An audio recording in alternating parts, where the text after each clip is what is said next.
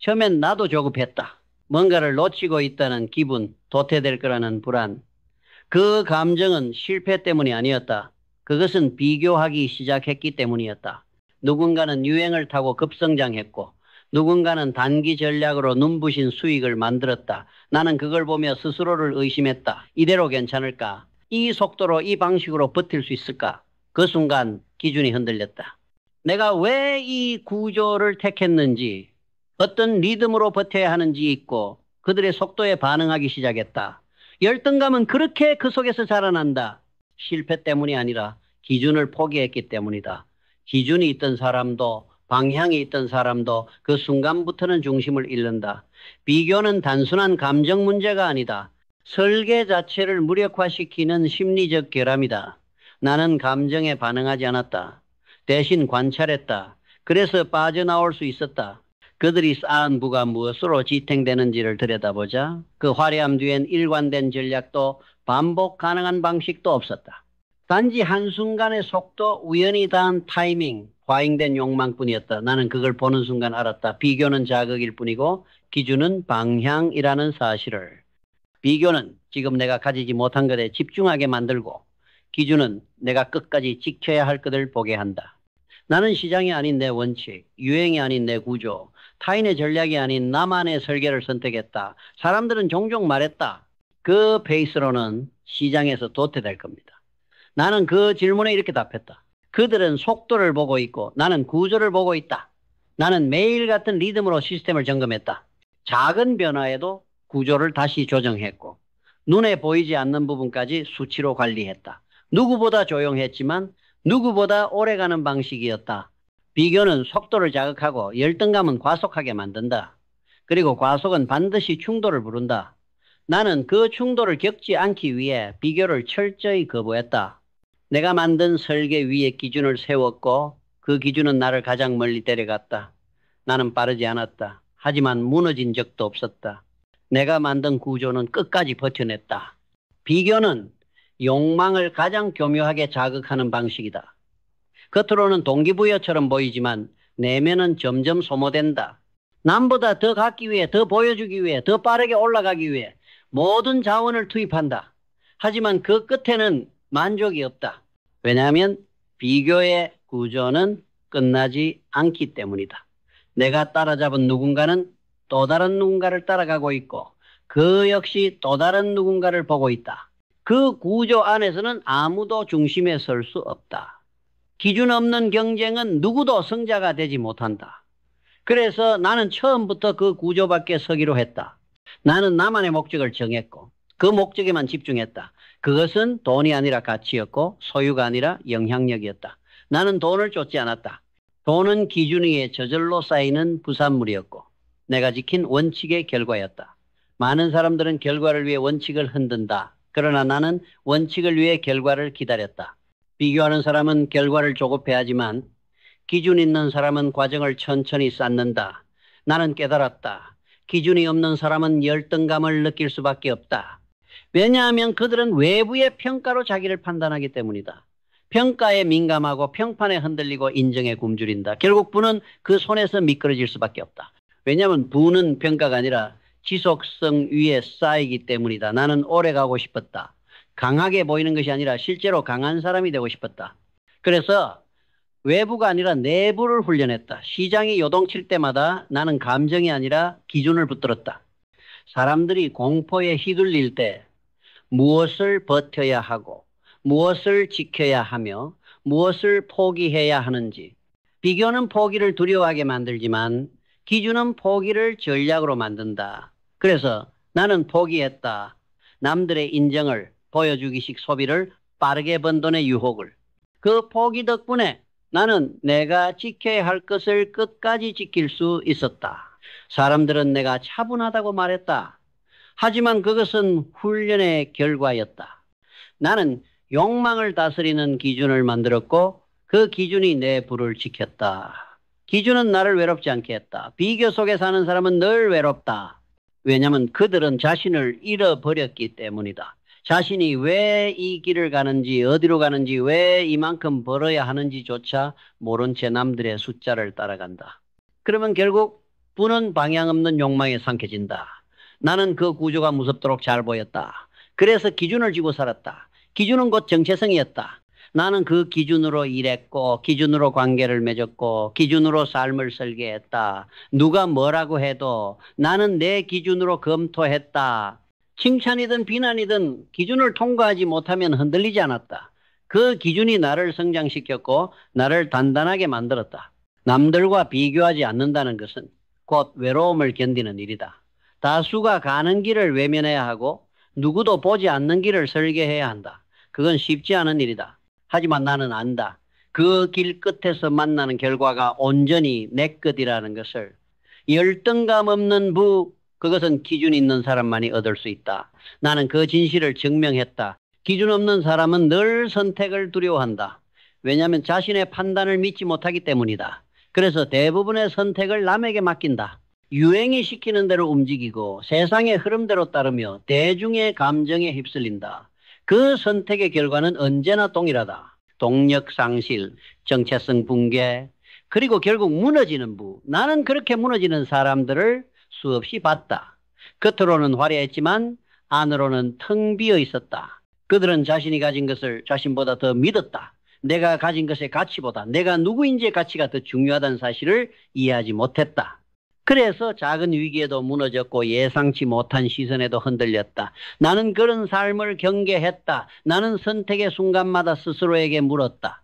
이건 내 기준에 맞는 결정인가? 그 질문 하나가 나를 수많은 낭비에서 구해줬다. 돈의 낭비, 시간 낭비, 에너지 낭비, 그리고 가장 치명적인 정체성의 낭비. 비교는 사람을 외면하게 만든다. 자기를 외면하고 본질을 외면한 채 결국 자신을 잃어버린다. 기준은 그 반대다.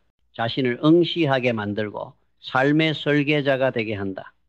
나는 언제나 설계하는 쪽을 택했다. 우연히 흘러가는 사람이 아니라 분명한 원칙 위에 방향을 정하는 사람이 되기 위해 부는 그렇게 만들어졌다. 시장의 흐름을 읽고 기회를 잡는 것보다 먼저 해야 할 일은 기준을 명확히 하는 것이다. 기준 없는 선택은 도박이고 기준 있는 선택은 전략이다. 나는 전략을 쌓았다. 그리고 그 전략의 첫 줄은 언제나 동일했다. 남과 비교하지 말 것. 비교하지 않겠다는 건 단지 감정을 조절하겠다는 뜻이 아니다. 그것은 세계를 해석하는 방식 전체를 바꾸겠다는 선언이다.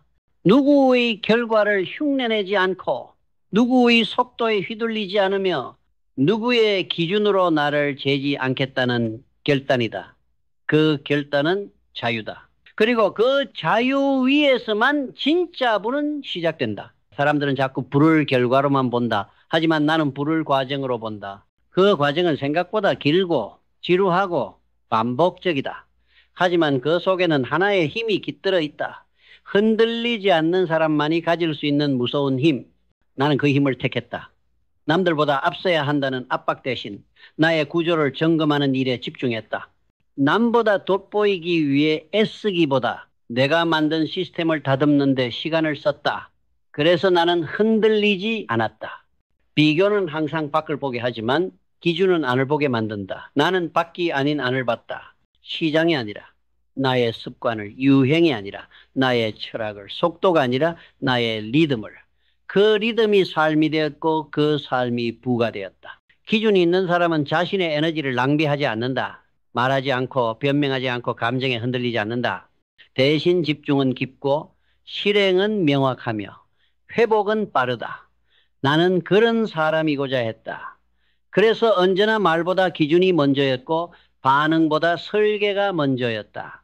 누구의 인정을 받기 위한 선택이 아니라 나를 단단하게 만드는 선택만 남겼다. 그 선택들이 내 부를 설명했다. 자극적인 기회를 외면한 날들, 보여주지 않아도 되는 것들을 감춘 날들, 실적보다 구조를 챙긴 날들, 그 하나하나가 나를 만들었다. 나는 안다. 비교는 늘 강한 자를 약하게 만든다. 기준은 늘 약한 자를 강하게 만든다. 나는 약할 수 있었지만 기준을 지킨 덕분에 강해졌다. 그 강인함은 지금도 흔들림 없이 나를 밀고 간다. 삶이 아무리 빠르게 흘러도 나는 내 리듬대로 걷는다. 세상이 아무리 요동쳐도 나는 내 기준대로 산다. 비교가 아닌 기준, 열등감이 아닌 설계, 남의 인생이 아닌 나의 구조, 그것이 내가 선택한 외부의 방식이었다. 하지만 가장 위험한 순간은 기준이 있어도 흔들릴 수 있는 순간이었다. 그리고 나는 수없이 봐왔다. 기준을 가진 사람조차 중심을 잃고 무너지는 장면을. 가장 먼저 무너지는 건 실적이 아니다. 중심이다. 많은 사람들이 무너질 때 그들은 자기 능력을 의심하지만 내가 본 실패는 대부분 능력 때문이 아니었다. 그들은 비교를 시작했고 그 순간부터 균형을 잃었다. 방향을 잃은 사람은 속도로 만회하려 한다. 남을 따라가고 있다는 자각은 더 빨리 가야 한다는 조급함을 만든다. 그 조급함은 판단을 흐리고 전략을 망치고 결국 자신을 낭비하게 만든다. 나는 그 과정을 수없이 지켜봤다. 잘 가고 있던 사람들이었다. 원칙이 있었고 설계가 있었고 성과도 있었다. 그런데 어느 순간 주변을 보기 시작했다. 더 많은 걸 가진 사람, 더 빨리 오른 사람, 더 화려하게 인정받는 사람, 그들을 보는 순간 자신의 방향이 의심스러웠고 자신만의 공식이 흔들리기 시작했다. 그들은 갑자기 말이 많아졌고 움직임이 커졌고 자신을 증명하려 했다. 중심이 무너지면 결국 모든 게 따라 무너진다. 부러움은 감정이 아니라 신호다. 방향을 바꾸라는 외부의 자극이다. 많은 사람들은 그 신호에 반응했고 나는 그 자극을 끊어냈다. 왜냐하면 나는 알고 있었다. 남을 의식한 순간 나의 궤도를 이탈하게 된다는 걸. 나는 나의 궤도를 유지하는 데 모든 에너지를 썼다. 눈앞의 수익보다 나만의 흐름을 더 중요하게 생각했다. 남들이 이룬 것을 보지 않았다. 대신 나는 그들이 무엇을 잃고 있는지를 분석했다. 더 벌기 위해 무너뜨린 질서, 더 빨리 가기 위해 희생한 리듬. 나는 그 대가를 너무 잘 알고 있었다. 그래서 조용히 움직였다. 아무것도 없는 것처럼 반복했고 의미 없을 것 같은 기록을 끝까지 남겼다. 그 조용한 반복이 결국 말보다 오래 남았다. 나는 누구보다 느렸지만 결국 무너지지 않았다. 내가 택한 방식은 빠르지 않았지만 단 한 번도 후퇴하지 않았다. 내 방식은 튀지 않았지만 낭비되지 않았다. 사람들은 종종 이만하면 됐다는 말을 쉽게 한다. 나는 그 말을 입에 올리지 않았다. 왜냐하면 기준은 비교보다 무섭고 유지되는 성과는 올라가는 곡선보다 어렵기 때문이다.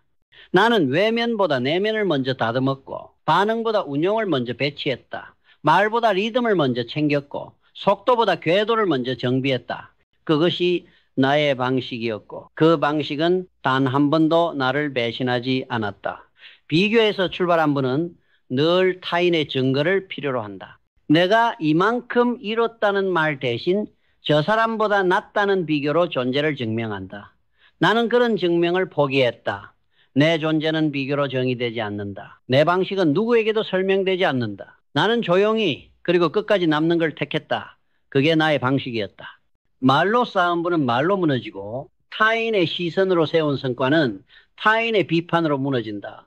나는 행동으로 쌓았고 점검으로 유지했고 조용한 리듬으로 끝까지 갔다. 그렇게 축적된 것만이 마지막에 남는다.